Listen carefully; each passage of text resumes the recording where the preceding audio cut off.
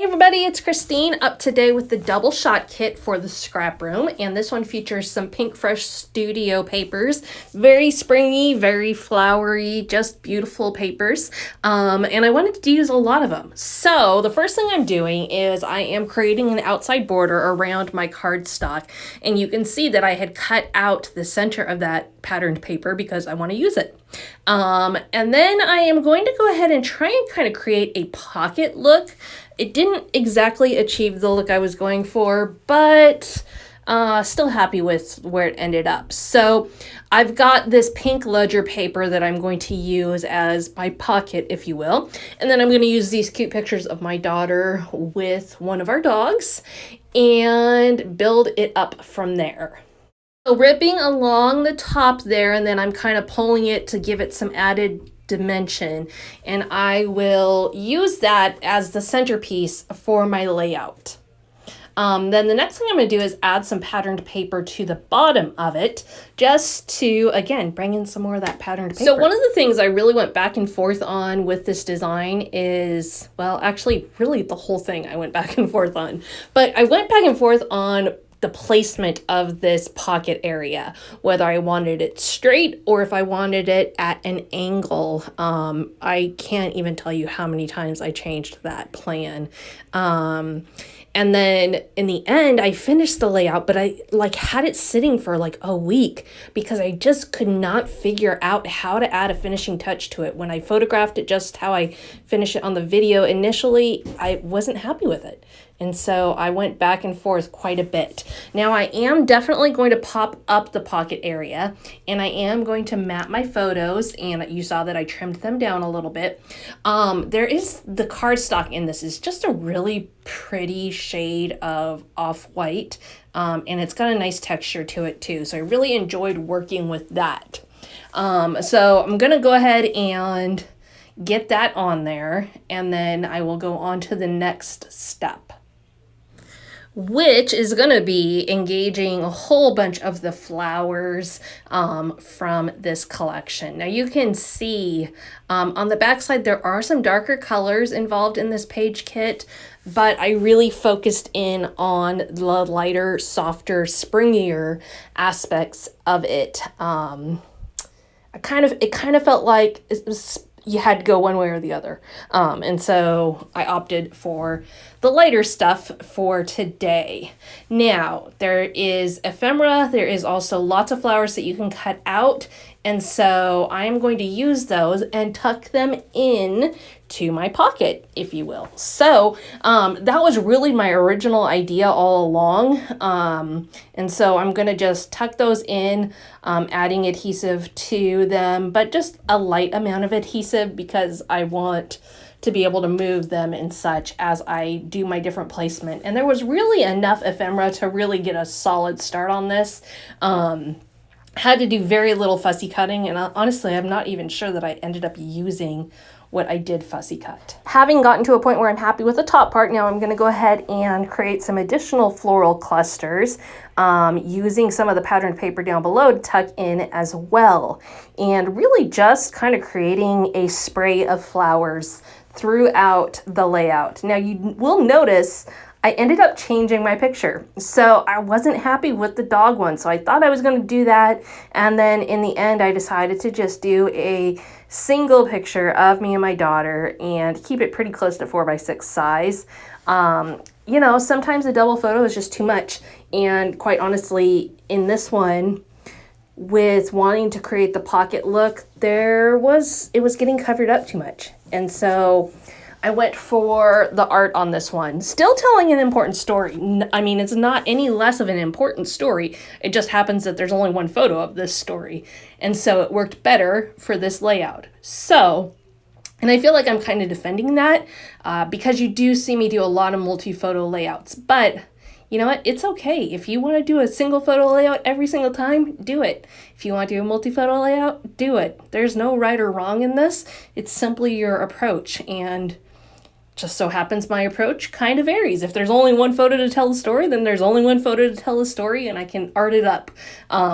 So anyways, going on with the layout, let's take a look a little more at where things are landing. Now I did add a little bit of the yellow patterned paper to the bottom of the pocket there, mostly to stretch it out because where I had placed it on the layout was just a smidge too high. And then I'm gonna add on this word tag there because it worked well for a title.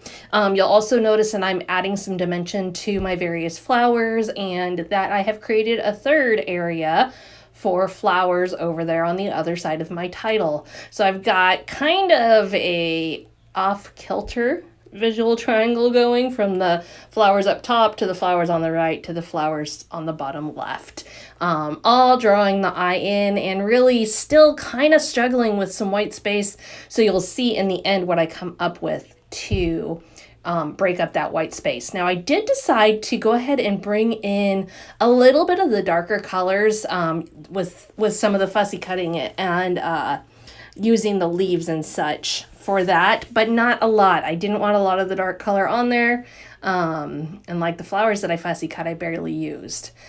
So now I'm just kind of playing with the sticker sheet to see if there is anything that will enhance the whole thing.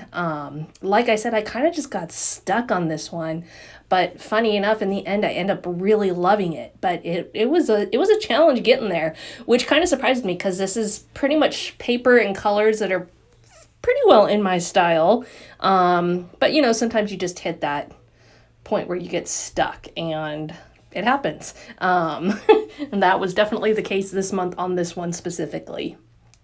One of the things that I always like about the PinkFresh Studio page kits is that there is a good mix of embellishments. So you don't have like all icons or all words. There's generally a pretty good mix of tags and things like you saw I just added up there on the top of my layout, as well as flowers and just very basic things like circles and stuff.